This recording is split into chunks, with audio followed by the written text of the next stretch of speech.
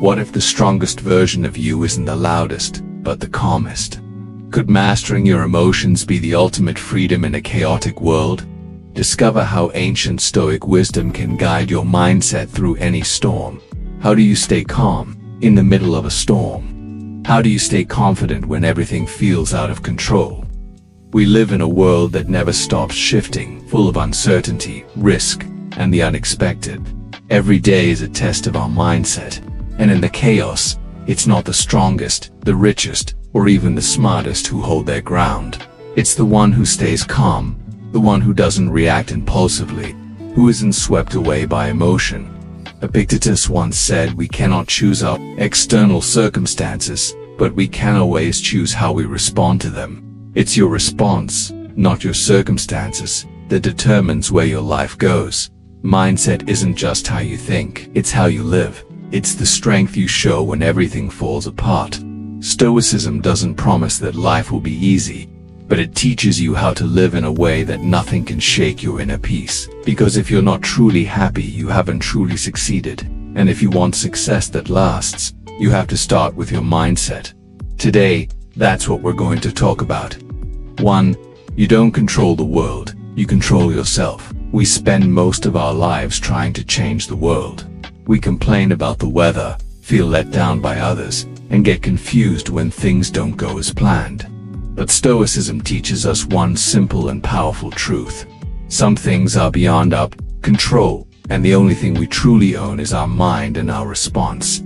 Epictetus, a Slavite-turned philosopher, once wrote, "Make the best use of what is in your power and take the rest as it happens." That's not a call to surrender, on the contrary. It's a liberation. When you stop trying to control the uncontrollable, like other people's attitudes, gossip, or the turning of the world, you start reclaiming the energy to control the one thing you can, yourself. Stoicism draws a clear line between two things: what's within your control, thoughts, attitude, behavior, reactions, and what's outside your control, what others think, the weather, market fluctuations, even your own body getting sick. Wisdom lies in knowing the difference and focusing all your attention on the first. Everything else we learn to accept as part of the flow of life. In an age where everyone's shouting to be noticed, Ryan Holiday chose the opposite path: quiet, discipline, and consistency. As the best-selling author of The Obstacle is the Way, and Stillness is the Key, Holiday doesn't just write about Stoic philosophy, he lives it every single day. He left the noise of the city behind, lives on a small farm in Texas, wakes up early, reads, writes in silence, and stays off social media. For Ryan, stillness isn't an escape. It's a deliberate choice made to cultivate clarity and conscious action. In a world driven by knee-jerk reactions, Holiday reminds us stillness is not inactivity. It is the key to clarity. You can't control the noise out there, but you can choose not to let it invade your inner world. Every day you face your own personal camps, unemployment, heartbreak, criticism, feeling lost. But the real question isn't why is this happening to me, it's how will I respond to this. Don't waste energy trying to change what can't be changed. The weather might pour, people might hate you, outcomes might disappoint, but your response is your ultimate weapon. A calm mind in a storm is the highest expression of inner strength. No drama, no noise, just you and the decision you're about to make. And that's exactly why mindset is everything. It's the armor you put on each morning. It's the compass you follow when the world spins off course. That mindset doesn't come from a weekend seminar. It's built by training every thought, every small reaction day by day in silence. But if reason is the weapon to face the world, then emotion is what most often throws us off course. Stoicism doesn't teach us to suppress emotions. It teaches us to do something even harder, to place emotions under the guidance of reason. So, how do you stay calm when emotions surge? How do you live honestly with your feelings without being ruled by them? Let's move on to the next section, where you'll discover why the calmest person in the room isn't the one who feels nothing. It's the one who knows themselves so well that emotion no longer has control over them. 2. Emotions are temporary. Character is eternal. Emotions are an inseparable part of being human. We get angry when we're insulted, sad when we're hurt, excited when we succeed, and panicked when we fail. All of that is natural. But what separates a fragile mind from a resilient one isn't whether or not we feel emotions. It's how we respond to them. Stoicism is often misunderstood as a philosophy of coldness or indifference that denies emotion. It simply points out that emotions are not reliable leaders of life. If you want to stay calm and confident, you can't let your emotions take the wheel. You must learn to lead your emotions with reason. Calmness, often mistaken for coldness in Stoicism, is the expression of a disciplined inner world. To be calm doesn't mean you feel nothing. It means you feel deeply. You understand what you feel, but you are not ruled by it. It's the state where anger doesn't lead to destruction. Fear doesn't stop you from moving forward, and pain doesn't rob you of dignity. Marcus Aurelius, one of the greatest emperors and most respected Stoic philosophers, had a daily habit of journaling. Not to complain, not to record triumphs, but to examine his own emotions, each fleeting thought, every subtle shift in feeling. For him, facing his emotions wasn't a weakness, it was part of mental discipline. He wrote, "You have power over your mind, not outside events. Realize this, and you will find strength." That's not just a mantra, it's a warning. In a world full of chaos, where you can't control truth or other people, or even fate itself, the only thing you truly own is your mind. And when you master your mind, you're no longer a slave to your emotions. Imagine standing in the middle of a storm, winds howling, insults flying, pressure rising, silent fears swirling. You can't stop the storm, but you can choose to stay grounded. And if you stand firm long enough, the storm will pass and you'll still be standing. That is the Stoic spirit. A spirit that doesn't run from emotion but refuses to be conquered by it. And here's the truth worth remembering. Emotions are always temporary. You might feel awful tonight and wake up lighter tomorrow. But if in the middle of that awful moment you act foolishly, lash out, give up on something that matters, the consequences could last far longer. Emotions pass, but the character you leave behind is what truly endures. That's why Stoics don't reject emotion. They choose the right moment to respond or not respond at all. Not because they have nothing to say, but because they know some things don't deserve a reaction fueled by impulse. In a world addicted to intensity and quick reactions, this quality is rare and incredibly powerful. When someone insults you online, you have every right to be angry. But you can also choose rational silence and let that silence say, "I am not ruled by impulse but guided by the values I believe in." That's composure. That's strength from within. In the end, managing emotions isn't about suppression or faking happiness. It's the ability to see your emotions clearly, understand where they come from, and respond in a way that aligns with your values, not your reflexes. Within that discipline, you'll find peace, and in that peace you'll find yourself. Not the version tossed around by every wave, but the person you intentionally chose to become. So if mindset is everything, then taking charge of your emotions is where it starts. Emotions are temporary. Character is eternal. Emotions will pass, but character stays. And you decide which one will win. 3. Accept fate as part of the journey. Joe was an ordinary man until he received the diagnosis. Terminal cancer, no chance of a cure, no tomorrow to wait for. For many, this would be the end. But for Joe, it was an awakening. He didn't curse life, didn't blame God, didn't rebel against the unchangeable. Instead, he chose to fully live each day he had left. He smiled at everyone. He met P, who wrote letters to his children, hugged his wife a little longer, and spent his remaining time inspiring other patients who had lost hope. Someone once asked him how he could remain so calm. Joe simply said, "Because I stopped fighting fate. I didn't choose this illness, but I choose how to live with it." This is the spirit of Stoicism. Accepting fate is not surrender. It's about living fully in imperfect circumstances. Marcus Aurelius, a Roman emperor who faced war, plague, and death, once wrote, "A blazing fire makes flame and brightness out of everything that is thrown into it." This isn't just poetic imagery. It's true when we stop complaining and learn to turn hardship into fuel for inner strength. Even pain becomes a source of light. The Stoical this amorati, to love your fate. Not merely endure or live with it, but to truly love what is happening because it is an inseparable part of the path we're on. As Seneca once wrote, the wise do not demand the storm to cease. They learn to steer their ship through it. When we fight reality, we suffer twice. Part of it comes from the circumstance. The rest comes from the resistance in our own minds. Why me? That question never has a satisfying answer, but if we ask instead, what can I do now given this reality? Everything changes. God never promised life would be fair, but He gave us free will, the power to choose our response. And in that choice we reveal our dignity, our strength, our faith. Acceptance does not mean paralysis.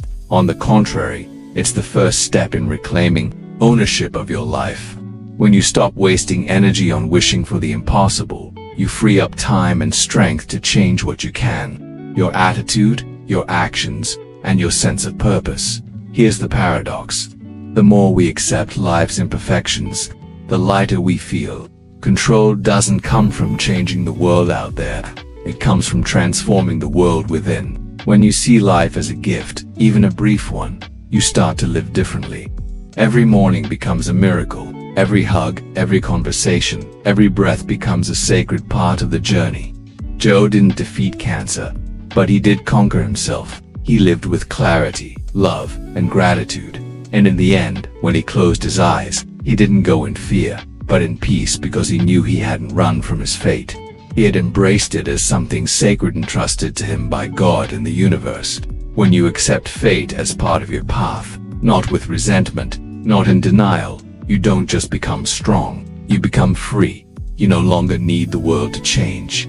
You only need to keep your inner self steady. And from that place of calm, you move forward, not in panic, but with deep stillness and an unshakable confidence. That is the true power of living by Stoic philosophy, for no one can take away your confidence unless you let them. There are times when a single sentence can hurt you for days. An insult, a look of disdain, a venomous comment in front of a crowd.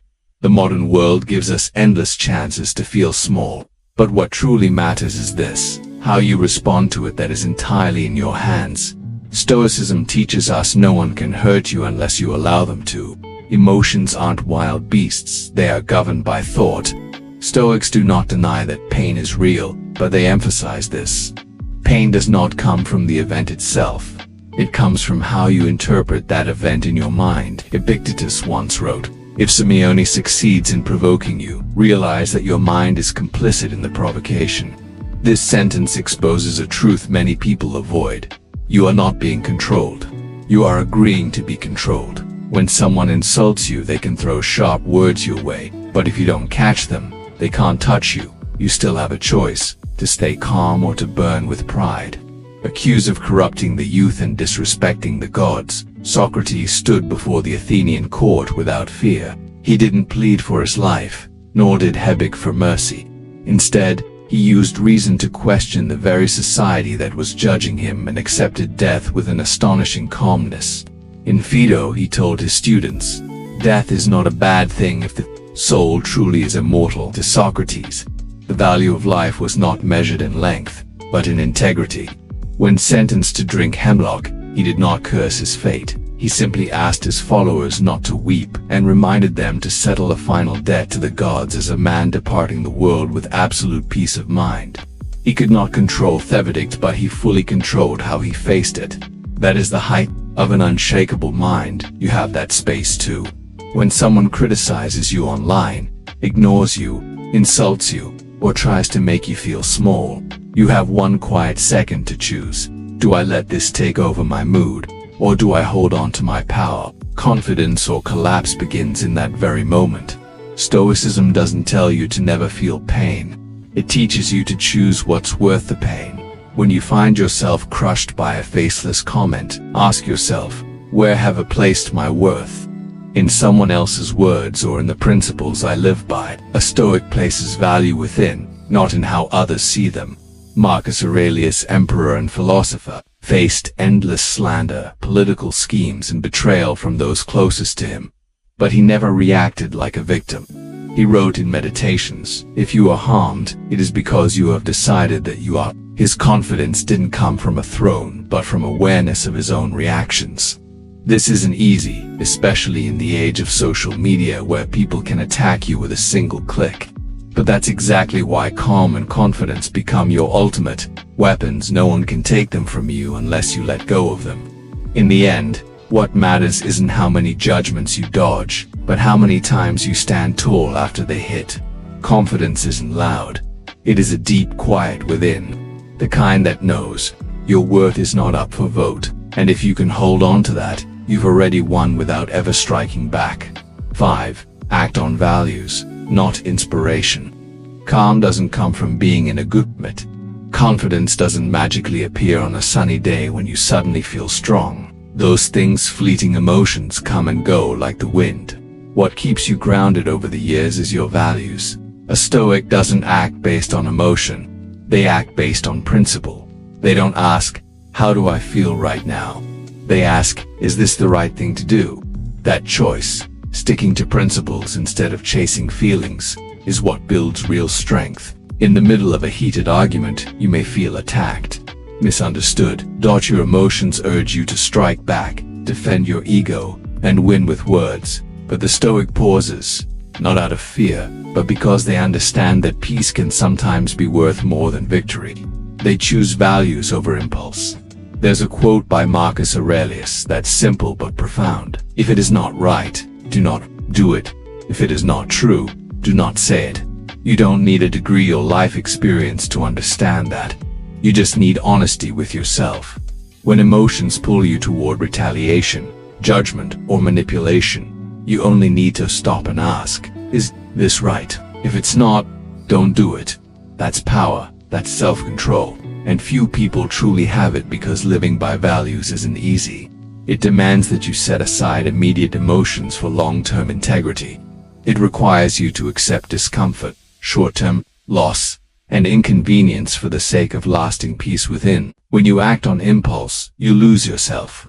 Then comes regret, frustration, and a feeling of inner chaos. But when you live by values, you build an inner compass, one that keeps your direction steady, even in a storm. No one else makes your choices. For you, no mood controls your behavior. And that is the kind of confidence no external force can ever take from you. We often wait for motivation to do something, work out, apologize, say no to what doesn't serve us. But the Stoic doesn't wait for inspiration. They act because it's the right thing to do, whether they feel like it or not. And the more they do that, the freer they become, free from moods, from social pressure, from their own impulsiveness. Remember this, motivation is useful, but it isn't reliable. It's like the weather, sunny today, raining tomorrow. If you only do the right thing when your mood feels right, you'll live your whole life at the mercy of randomness. But if you train yourself to act on principle, you turn every day into a foundation for inner strength. A person who chooses silence when anger comes easily. A person who stays calm when insulted. A person who does the right thing when no one is watching. That's not emotion, that's character. You don't need motivation to do what's right. You only need to remember who you are and who you want to become.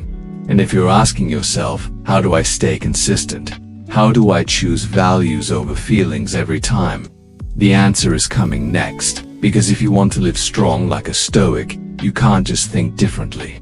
You have to train your mind like you train your muscles with discipline, routine, and daily commitment. And that is where real strength begins. 6. Train your mind like you train your muscles. The mind is like a muscle. If you don't train it regularly, it will weaken. While most people are familiar with physical training through the gym, sports, or nutrition, very few realize that thinking also needs to be trained with seriousness and discipline. And that's exactly what separates someone who lives at the mercy of their emotions from someone who remains calm and confident through any storm. The philosopher Epictetus once said, "No great thing is created suddenly any more than a bunch of grapes or a fig." This isn't just a reminder to be persistent, it's a way of life for those who follow the Stoic philosophy. Do you want a resilient mind, one that doesn't get swept away by fear, anger, or confusion? Then you have to train it every single day like an athlete preparing for a major competition. A calm spirit is not a gift you're born with, it's the result of repeated choices. Choosing not to get angry at provocation. Choosing not to complain when things don't go your way. Choosing to face fear instead of avoiding it. These choices might seem small at first, but they are your workouts for the will, your way of lifting weights for the mind. Training the mind is like a fighter preparing for battle because life won't give you a heads up before it throws a challenge your way. When you face loss, pain, or failure, the only thing you truly own is your response. And no one responds well without training. Let's be honest. No one just wakes up one day with mental steel. The people who stay calm and confident, they are the product of hundreds of internal training sessions no one else sees. It could be their morning meditation routine where they observe their thoughts without judgment. It could be journaling in the Stoic style at the end of the day, reflecting on their actions and emotions. Or maybe it's as simple as reading a page from Marcus Aurelius and asking, if it were him, how would he act in this situation? This isn't some quick fix to improve yourself in a week, it's a lifelong process. Just like the body, if you stop training it, the mind becomes sluggish, weak, and easily shaken. And when life hits hard, you'll feel overwhelmed without an inner anchor to hold on to. But if you stay consistent, even just a little, you'll start to notice the shift. You'll find yourself reacting less impulsively. You'll feel a quiet strength inside, not born from indifference, but from understanding. You'll understand that everything outside of you can change, but a trained mind is the strongest fortress there is, and it's in that fortress that you'll find freedom. Training your mind is no longer optional. It's essential if you are meant to live fully, stay awake to life, and not get swept away by the chaos of the world. So instead of asking, how can I stay calm, start by asking yourself, did I train my mind today? What do you think about training your mind like training a muscle? Have you ever tried journaling, meditating, or reading Stoic philosophy to grow stronger? Share your story in the comments. Your experience might just inspire someone else. 7. Death is the measure of every action. Memento mori, remember that you will die. To many this sounds like a grim, even cold statement, but to a Stoic, it's a guiding principle, not meant to inspire fear of death, but to awaken a deeper, more deliberate way of living. Because it's only when you truly understand that every breath is finite that you begin to value it. We often live as if we're immortal, postponing what matters, drowning in petty anger, getting stuck in trivial worries. But everything becomes clear when you ask yourself, if today were my last day, how would I live it? Seneca once wrote, let us prepare our minds as if we'd come to the very end of life. Let us postpone nothing, let us balance life's books each day. Pause for a moment and let those words sink in. Seneca wasn't urging us to rush. He was reminding us to live with intention, to prepare the mind as if death stood at the doorstep, not to panic, but to see clearly. When you understand that time can end at any moment, you stop letting your mind drift into delay, resentment, or meaningless distractions. You start holding on only to what truly matters. Have you heard of Bronnie Ware, the palliative care nurse who recorded the most common regrets of the dying? In her book, she writes that what people regret most is not what they did, but what they didn't dare to do. Not living true to themselves. Not spending enough time with those they loved. Not allowing themselves to be happy. They didn't live consciously until there was no time left to change course. The Stoic chooses the opposite path. They meditate on death, not to sink into despair, but to wake up to life. They act as if every moment is being weighed on the final scale, death itself. When you understand that any action could be your last, you choose kinder words. You stop wasting energy on prideful arguments. You don't let a quiet fear stop you from starting something meaningful. You say, I love you more and complain less. You live with courage and with peace. Stoic philosophy doesn't teach you to deny death, it teaches you to face it, and from that to live more fully. No more drifting, no more waiting. Every act, every choice, every minute you live comes clear and weighty when you know time is limited. And then one day when death comes, you feel no regret, no unfinished business, because you've lived as if every moment were part of the final masterpiece.